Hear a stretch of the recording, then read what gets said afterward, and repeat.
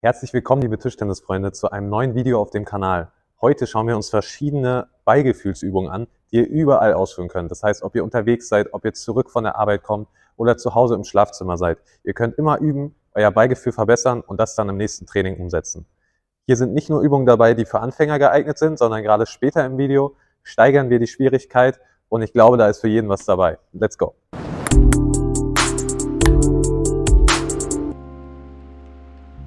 Kommen wir zur ersten Übung. Die erste Übung ist ganz simpel. Ihr sucht euch eine glatte Oberfläche und dann könnt ihr einfach den Ball ganz entspannt da drauf tippen. Mit der Vorhand achtet auf die korrekte Schlägerhaltung und wenn ihr wollt, könnt ihr immer ein bisschen in die Knie gehen, das Tempo steigern oder auch mal ein bisschen höher machen. Ganz wichtig ist, dass ihr dabei kontrolliert, dass der Ball immer gerade runter und gerade wieder hochkommt. Das heißt, ihr wollt nicht, dass ihr einen Ball dahin spielt, einen Ball hierhin spielt, sondern ihr wollt schön viel Kontrolle über den Ball haben. Wie gesagt, das könnt ihr dann auch beim Aufwärmen kombinieren, dass ihr zum Beispiel mit dem Ball ein bisschen joggen geht, ein bisschen vor, ein bisschen zurück, ein paar Side-Steps einbauen. Und ganz wichtig, dass ihr dabei immer den Ball unter Kontrolle behaltet. Die zweite Übung ist das Pendant dazu mit der Rückhand. Das heißt, da werden wir die Rückhand nehmen und einfach ganz entspannt runterdribbeln. Worauf ihr dabei schon achten könnt, ist, dass ihr im Handgelenk, also Handgelenk, Unterarm, hier, wollt ihr möglichst entspannt bleiben. Das heißt, ihr wollt nicht verkrampfen und irgendwie, sondern es sollte sich ganz locker entspannt anfühlen und dann macht ihr es richtig. Kommen wir zur dritten Übung. Jetzt wird es ein bisschen tricky und zwar machen wir jetzt abwechselnd. Einmal Rückhand, einmal Vorhand, einmal Rückhand, einmal Vorhand, einmal Rückhand, einmal Vorhand. Denkt übrigens dran, ihr könnt auch immer mit dem Tempo variieren. Das heißt, wenn euch das ein bisschen zu einfach ist, geht ihr ein bisschen hoch im Tempo. Ne? Das könnt ihr beliebig steigern.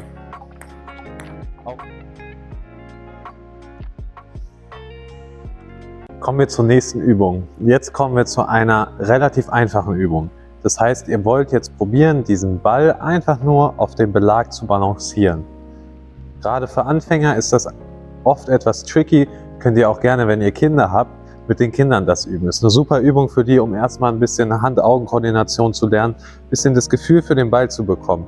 Wenn ihr das dann könnt ihr natürlich variieren, dass ihr zum Beispiel dabei joggen geht, dass ihr dabei ein paar bestimmte Schritte macht. Werdet da gerne kreativ. Ne? Ihr könnt auch mal den Ball bewusst zu einer Seite bringen und dann dabei nicht verlieren. Das könnt ihr variieren, wie ihr wollt. Ganz wichtig, nicht nur mit der Vorhand üben, sondern probiert so ungefähr 50-50, dass ihr genauso mit der Rückhand übt. Rückhand fühlt sich erstmal ein bisschen verkrampfter an. Probiert auch da locker zu bleiben. Auch da irgendwann die Bewegung mit reinzubringen und immer beides ungefähr gleich trainieren, dass ihr nicht die eine Seite auf einmal Ballgefühl habt wie ein Weltmeister. Und sobald ihr aber die Rückhand nehmen müsst, fühlt ihr euch, als wärt ihr der erste Mensch. Wenn ihr das könnt ihr das Ganze noch schwieriger machen. Damit kommen wir nämlich zur nächsten Übung. Da legen wir den Ball darauf, balancieren ihn und jetzt drehen wir den Schläger in unsere Hand. Wir versuchen dabei, dass der Ball trotzdem möglichst zentriert auf dem Belag bleibt. Und wir wollen aber den Schläger drehen. Je schneller ihr das könnt, desto schwieriger. Probiert immer die Kontrolle zu behalten. Die nächste Übung nennt man Balltippen. Das heißt, wir nehmen uns einfach den Schläger, den Ball und wir tippen einfach. Probiert zentriert auf dem Belag zu bleiben, das heißt nicht am Rand, weil da wird es schwer zu kontrollieren. Und wenn ihr es etwas leichter haben wollt, könnt ihr höher spielen. Dann habt ihr mehr Zeit zu reagieren, mehr Zeit auszubalancieren. Und wenn ihr es schwerer haben wollt, könnt ihr auch weniger dolle Impulse geben. Dann wird es natürlich etwas schneller. Das heißt, wenn ihr so macht, da werden die Impulse mit der Hand immer etwas kleiner. Das ist etwas schwieriger zu kontrollieren. Und das Tempo wird halt höher. Wenn ihr das dann gemeistert habt, könnt ihr zur nächsten Stufe übergehen, dass ihr euch dabei so ein bisschen bewegt. Mal hierhin, mal dahin, mal einen Ausfallschritt, auch mal hochschauen, vielleicht mit jemandem reden oder so. Und dabei immer passiv den Ball kontrollieren. Darum geht es nämlich, dieses Ballgefühl zu entwickeln, dass das alles motorisch, dass ihr da gar nicht mehr drüber nachdenken müsst. Kommen wir dann zur nächsten Übung. Da macht ihr dasselbe mit der Rückhand. Wir wollen ja immer beide Seiten trainieren. Deswegen bringt uns das nichts, wenn wir nur eine gute Vorhand haben, sondern wir wollen ja mit der Rückhand genauso viel Ballgefühl haben. Das heißt, nehmt die andere Seite des Belags, die Schlägerhaltung bleibt natürlich dieselbe oder wenn dann ganz leicht anders. Man kann natürlich immer ein bisschen Vorhandgriff, ein bisschen Rückhandgriff haben, aber es sollte nicht zu extrem divergieren. Auch hier wieder, wir können erstmal ein bisschen höher machen, können ein bisschen niedriger werden, dann wird es schneller. Können auch da wieder Ausfallschritt machen, Ausfallschritt mit links, ein bisschen bewegen, mal hochschauen, in die Kamera schauen, habe ich gehört, ist glaube ich eigentlich nicht ganz schlecht bei YouTube-Videos. Ne? Ja. Kommen wir jetzt zur dritten Übung. Die dritte Übung, da balanciert ihr abwechselnd. Das heißt, so wie wir vorhin das schon auf dem Boden gemacht haben, machen wir es jetzt mit dem Ball in der Luft. Immer einmal Vorhand, einmal Rückhand. Passt auf, dass ihr nicht zu früh dreht, weil wenn ihr zu früh dreht, ist der Schläger noch schräg und dann spielt ihr sonst wohin. Ihr wollt immer wieder auf derselben Stelle, dass der Ball nicht zu sehr hin und her geht. Und was ihr vermeiden wollt, ist, dass ihr den Ball so spielt und dann hinterher rennen müsst, sondern ihr wollt das schön kontrolliert hier. Auch da, wenn ihr erstmal ein bisschen mehr Zeit haben wollt, spielt ein bisschen höher, dann habt ihr mehr Zeit umzugreifen. Wenn ihr es dann etwas besser kontrollieren könnt, könnt ihr auch niedriger werden. Und auch da wieder dieselben Variationen, ne? Spielt ein bisschen damit, macht ein bisschen, baut ein bisschen Bewegung ein. Hauptsache, ihr kriegt da viele Wiederholungen rein und habt eine gute Kontrolle über den Ball. Okay?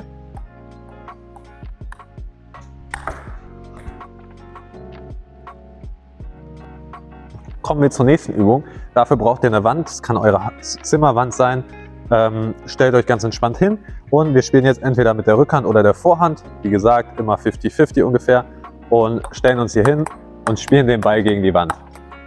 Wenn das relativ gut klappt, könnt ihr irgendwann auch anfangen, dass ihr ein bisschen Spin reinmacht, das heißt ein bisschen Oberschnitt, ein bisschen Unterschnitt. Da werdet ihr relativ schnell merken, wenn ihr Unterschnitt macht, kommt der Ball schneller von der Wand zurück. Wenn ihr Oberschnitt macht, springt der Ball in einem höheren Winkel ab, wodurch ihr mehr Zeit habt. Ihr könnt da so ein bisschen das Gefühl dafür kriegen, wie der Ball bei verschiedenen Spinarten springt.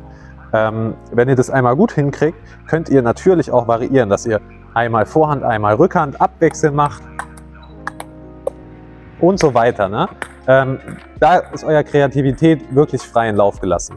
Ganz wichtig, probiert dabei, wenn ihr zu Hause im Stehen macht, die Grundstellung beizubehalten. Das heißt, leicht in die Knie gehen, am besten 90 Grad hier, Oberkörper leicht vorne und dann habt ihr eine gute Kontrolle. Kleine Ergänzung zu der Übung davor. Wenn ihr euch noch weiter fordern wollt und zwingen wollt, akkurat zu spielen, dann könnt ihr die Fläche, auf die ihr spielt, beliebig verkleinern. Das heißt, hier haben wir jetzt einen Bock. Ihr könnt auch alles andere nehmen. Ne? Ihr könnt euch da auch irgendwas an die Wand kleben und den restlichen Bereich abkleben, wie auch immer. Es geht nur darum, die Zielscheibe zu verkleinern. Ich habe auch schon Leute gesehen, die das an den Tischkanten von Tischtennistischen machen. Das ist aber wirklich sehr fortgeschritten. Geht dann erstmal etwas näher ran, weil gerade bei so Oberflächen ist es schwer, wenn ihr von weit weg spielt, das noch zu kontrollieren. Das heißt, ihr geht erstmal nah ran und dann spielt ihr, ja, genauso. Ihr seht schon, selbst mir fällt es schwer, das heißt, viele Wiederholungen hinzukriegen, das braucht ein bisschen Zeit, aber man merkt immer einen Fortschritt. Das heißt, wenn ihr das ein paar Minuten am Tag macht, werdet ihr in wenigen Tagen merken, okay, wow, heute schaffe ich schon 10, gestern habe ich nur 9 geschafft oder so. Das heißt, probiert euch da gerne aus, eigene Methoden könnt ihr gerne in die Kommentare schreiben, wo ihr zuletzt geübt habt und viel Spaß dabei. Kommen wir zur nächsten Übung. Die ist auch etwas advanced. Hier könnt ihr auch die Schwierigkeit immer so ein bisschen justieren, wie ihr wollt. Das heißt, wir fangen an, wir schießen den Ball hoch, wir probieren ihn aufzufangen, ohne dass er dabei tippt. Als Tipp schon mal, ihr könntet nicht anfangen, den Ball dann so probieren aufzufangen, sondern ihr müsst den Ball so ein bisschen einwickeln. Das heißt, der Ball kommt ja mit viel Schwung von oben. Ihr wollt ihn so ein bisschen einwickeln. Wenn ihr den Ball sehr hoch schießt, könnt ihr dabei sogar in die Knie gehen, um den Schwung so ein bisschen abzufangen. Also ihr schießt den Ball hoch und dann fangt ihr den Ball auf, ohne dass er dabei noch tippt. Ihr könnt variieren. Wenn ihr das jetzt schon hinkriegt, könnt ihr noch höher schießen. Das ging ganz gut, muss ich sagen, war ich selber überrascht. So oder so kriegt ihr damit sehr viel Ballgefühl und es ist allgemein eine super Übung, die auch echt viel Spaß macht. Und jetzt wollen wir, das ist jetzt echt tricky, das heißt, wir wollen den Ball auf der Vorhand balancieren und jetzt ohne abzusetzen, auf der Rückhand balancieren. Das heißt, wir nehmen den Ball, konzentrieren uns, lassen ihn langsam zur Ecke wandern, aber auch nicht zu langsam, sonst wird er wegfliegen und dann drehen wir das und haben ihn wieder balanciert. Ihr seht schon, für mich ist das auch tricky. Die meisten Leute haben eine Seite, die sie präferieren. Das heißt, manchen Leuten liegt es mehr, von der Rückhand zur Vorhand zu gehen. Mir liegt das nicht so gern. Aber ja, da könnt ihr euch ausprobieren. Wie gesagt, das ist schon etwas fortgeschritten. Das heißt, ich kenne auch sehr gute Spieler, die das gar nicht können. Auf der anderen Seite kenne ich aber auch Leute, die das gut können und noch nicht so viel Erfahrung haben. Das heißt, probiert euch da aus. Es schadet auf jeden Fall nicht, hilft dem Ballgefühl und ist eine super Übung für Hand-Augen-Koordination. Jetzt wird es auch etwas schwieriger. Und zwar wollt ihr den Ball auf der Kante tippen. Wenn ihr da, seid nicht zu streng mit euch. Wenn ihr da dreimal hintereinander hinkriegt, ist das schon gut. Wenn ihr irgendwann noch weiterkommt, ist natürlich umso besser. Aber ihr probiert den Ball einfach in der Mitte der Kante zu treffen. Das heißt, das kann ich nicht besonders gut, wenn ich ehrlich bin. Da habe ich 4 Mal hinbekommen, ist schon nicht schlecht. Ihr könnt ja gerne mal reinschreiben in die Kommentare, was eure Höchstzahl da war. Bei mir waren es, glaube ich, 7 oder 8. Das war aber auch noch in der Zeit, wo ich ordentlich trainiert habe. Jetzt kombinieren wir so ein bisschen die ganzen Übungen. Da könnt ihr auch selber kreativ werden, ne? Das heißt, ihr könnt natürlich auch selber irgendwie Vorhand, Rückhand, hochschießen, auffangen, wie ihr wollt. Wir machen jetzt erstmal ganz simpel, einmal Vorhand, einmal Rückhand, einmal Kante. Okay, das heißt Vorhand, Rückhand, Kante, Vorhand, Rückhand, Kante, Vorhand, Rückhand, Kante, Vorhand, Rückhand, Kante, Vorhand, Rückhand, Kante. Ihr seht schon, bei mir variiert der Ball da sehr. Das ist eigentlich nicht das Ziel. Das heißt, ihr wollt probieren, dass der Ball möglichst zentriert hier vorne bleibt und ihr nicht den immer wieder auffangen müsst. Aber seid nicht zu streng mit euch. Für die nächste Übung, die ist schon etwas advanced, muss ich euch erstmal zeigen, wie man den Schläger beim Vorhandaufschlag korrekt hält. Das heißt, wir wollen ja beim Vorhandaufschlag den Schläger nicht komplett umgreifen, weil wir da kaum Handgelenkspielraum haben. Deshalb nehmen wir nur die beiden Finger, Zeigefinger und Daumen, greifen hier einmal rein, als ob ihr jemandem die Hand geben würdet, haltet aber nur mit den beiden fest und die anderen legt ihr so ein bisschen auf. Das heißt, die liegen hier am Holz an. Dann könnt ihr nämlich euer ganzes Handgelenk benutzen für erste Phase, für zweite Phase, für was auch immer für Aufschläge ihr euch ausdenken wollt. Wenn ihr das einmal habt, könnt ihr mit derselben Übung, um euch ein bisschen wohl zu fühlen in dieser Schlägerhaltung, üben, dass ihr entweder immer abwechselnd einmal Holz, einmal Schläger oder einfach nur auf dem Schläger tippt. Ist auch etwas schwierig, das heißt, ihr werdet wahrscheinlich erstmal nicht viele Wiederholungen hinbekommen, aber das ist völlig in Ordnung. Es geht nur darum, dass ihr ein Gefühl für den Schläger kriegt, ein Gefühl für den Ball kriegt und ein Gefühl für diese erstmal unintuitive Haltung bekommt. Bei der nächsten Übung geht es jetzt darum, Schnitt zu erzeugen. Das heißt, das ist auch etwas, was ihr eher macht, wenn ihr schon etwas fortgeschritten seid. Ihr wollt möglichst an der einen Seite vom Belag, an der Unterseite vom Belag treffen. Das heißt nicht hier oben, nicht hier unten und auch nicht hier in der Mitte vom Belag, sondern ihr wollt quasi, stellt euch das vor, als ob ihr wollt, dass der Ball über den Belag rüberrollt. Warum man das macht, ist einfach, weil hier hat der Belag am meisten Vibration. Das heißt, er ist am weitesten vom Holzrumpf weg, hat sehr viel Vibration und dadurch könnt ihr noch mehr Schnitt erzeugen. Was wir jetzt damit machen, ist ganz simpel. Wir schneiden den einmal an und drehen danach den Schläger, um den Spin auszugleichen. So könnt ihr ein super Gefühl entwickeln, wie viel Spin du in den Ball reinkriegst und wie stark du das Schlägerblatt danach justieren musst. Das heißt, wir schneiden immer einmal mit offenem Schlägerblatt an und gleichen danach aus. Kommen wir zur nächsten und wahrscheinlich auch schwierigsten Übung, die wir hier heute haben. Wir probieren jetzt den Schläger, ihr könnt den halten, wie ihr wollt. In der Übung ist es jetzt wirklich abseits vom Tischtennis-spezifischen Halten. Es geht nur darum, ein bisschen zu flexen und coole Sachen mit dem Ball zu machen.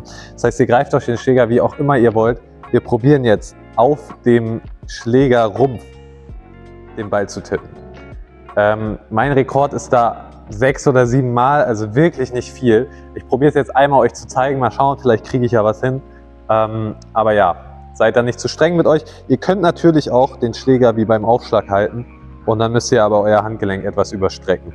Für mich ist es relativ unkomfortabel, deswegen nehme ich ihn lieber so, wenn ich das mal mache.